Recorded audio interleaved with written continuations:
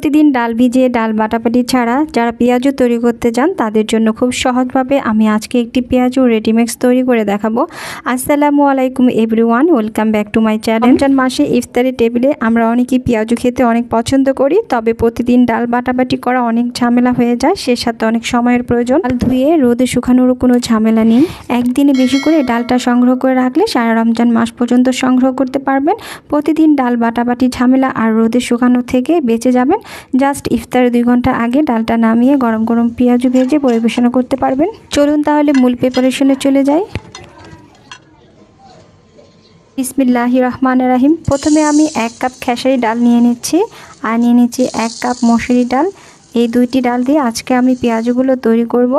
তো আমি এখানে 2 কাপ সম পরিমাণে ডাল নিয়েছি, ডালগুলো একটু মিশিয়ে নিয়েছি। অনেক সময় ডালের সাথে বড় বড় পাথর এছাড়া অন্যান্য ময়লা থাকে, ময়লাগুলো আগে থেকে বেছে চাইলে এখানে পোলাও চাল অথবা আপনার পছন্দ মতো আরও অন্য ডাল এখানে ব্যবহার করতে পারেন, তবে যে ডালই নেবেন সম পরিমাণে সব আইটেমের ডালগুলো এখানে ব্যবহার করবেন। তারপর আমি 2 থেকে 3 বার দিয়ে কচলিয়ে ডালটাকে ধুয়ে একবার পরিষ্কার পানি হওয়া পর্যন্ত ধুয়ে নিয়েছি। দেখতেই পাচ্ছেন যে পরিমাণে ডালটা নিয়েছি সম পরিমাণে পানিটা দিয়ে সারা রাতের জন্য এই ডালগুলো আমি ভিজিয়ে রাখছি। এতে করে ডালের মধ্যে এক্সট্রা কোনো পানি থাকবে না।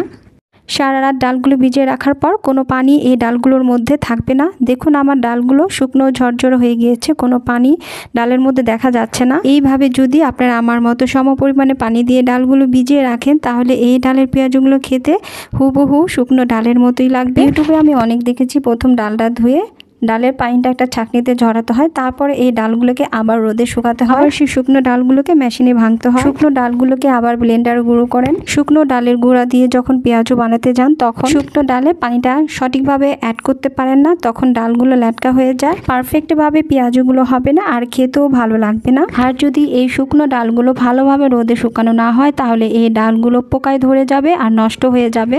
সো এত ঝামেলা থেকে বাঁচতে আমার এই টিপসটা ফলো করতে পারেন। আমি ব্লেন্ডারে আমার ঝরঝরে ডালগুলো এবার আধা ভাঙা করে ভেঙে নিচ্ছি। আচ্ছা, ডালগুলো কতটা আঠালো টাইপের হয়েছে, পানির কোনো চিহ্নই দেখা যাচ্ছে না। আর মেশিনে ভাঙানোর সময় ডালগুলো জাস্ট একটা ডলা দিবেন। একটা ডলা দিয়ে যতটুকু সময় লাগে 1 থেকে 5 পর্যন্ত গললে যতটুকু সময় লাগে ঠিক ততটুকু সময় ধরে মিহি করে ডালগুলো ভেঙে নিলে খেতে ভালো লাগবে না। আধা ভাঙা করে ডালগুলো ভেঙে নেবেন। এখান থেকে 1 কাপ ডাল আমি পেঁয়াজু তৈরির জন্য উঠিয়ে নিচ্ছি আর বাকি ডালগুলো একটি এয়ারটাইট বক্সে ভরে ডিপ ফ্রিজে সংগ্রহ করে ডালগুলো রেখে দিয়েছি। প্রয়োজন সময় আবার এই ডালগুলো নিয়ে আমি পেঁয়াজু তৈরি করব। ঝটপট রমজান মাসে মুচমুচে পেঁয়াজু তৈরি করতে চাইলে আমার এই টিপস ফলো করে একটি এয়ারটাইট বক্সে ডাল ভেঙে সারা মাস সংগ্রহ করে রাখতে পারেন। এতে করে ঝামেলা কমবে আর সময় বাঁচবে। ডালের এই রেডি মিক্সটাকে ডিপ ফ্রিজে রেখে দিয়েছি। তারপর একটি বাটিতে 1 কাপ পরিমাণে ডালের রেডি মিক্সটি নিয়েছি। ডালের সম পরিমাণে 1 কাপ পরিমাণে পেঁয়াজ দিয়ে দিয়েছি। যতটুকু ডাল দিব ততটুকু পেঁয়াজ কুচি দিতে হবে আর পেঁয়াজটা একটু মোটা করে কেটে নিয়েছি। পেঁয়াজটা সামান্য একটু মোটা করে কাটলে পেঁয়াজু খেতে ভালো লাগবে। 7 থেকে 8টির মতো কাঁচামরিচের ঝাল দিয়েছি। 1 চা চামচ পরিমাণে আদা বাটা, 1 চা চামচ পরিমাণে রসুন বাটা, 1/2 চা চামচ পরিমাণে লবণ দিয়েছি, 1/2 চা চামচ পরিমাণে হলুদ পাউডার, 1 চা চামচ পরিমাণে দিয়েছি লাল মরিচের পাউডার। তারপর দিয়ে দিচ্ছি 2 টেবিল চামচ পরিমাণে কর্নফ্লাওয়ার, 1 টেবিল চামচ পরিমাণে দিয়ে দিচ্ছি ময়দা। এরপরে হাতের সাহায্যে সবকিছুকে মিশিয়ে নিচ্ছি পেঁয়াজটা একটু সফট হওয়া পর্যন্ত। ডালগুলো মাখানো দেখে বুঝতে পারছেন এই ডালগুলো কতটা আঠালো টাইপের হয়েছে। সম পরিমাণে ডালের সাথে পানি দিয়ে যদি সারা রাতের জন্য ডালগুলো ভিজিয়ে রাখেন তাহলে আপনাদের পেঁয়াজ ও রেডি মিক্সটা এমন পারফেক্ট হবে। শুকানো গুঁড়া ডালের পানি আন্দাজ নিয়ে আর আপনাদের ঝামেলায় পড়তে হবে না। এইভাবে আমার টিপসটা ফলো করে পেঁয়াজগুলো তৈরি করে নেবেন। দেখতেই পাচ্ছেন আমার পেঁয়াজ ও রেডি মিক্সটা একদমই রেডি। এবার এখান থেকে খুব সহজে পেঁয়াজগুলো তুলে নেওয়া যাচ্ছে।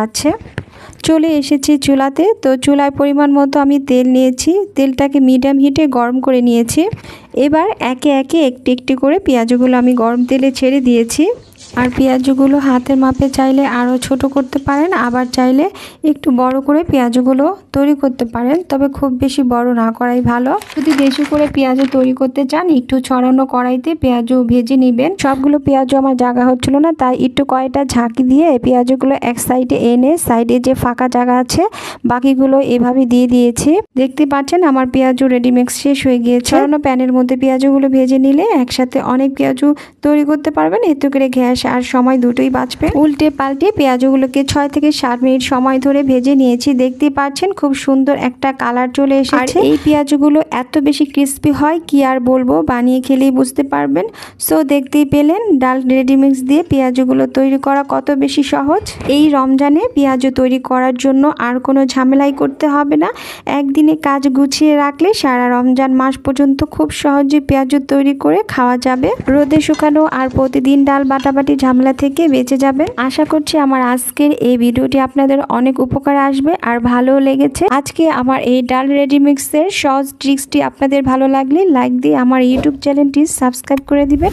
সো আজকের মতো বিদায় নিচ্ছি। সবাই ভালো থাকবেন, সুস্থ থাকবেন। আল্লাহ হাফিজ।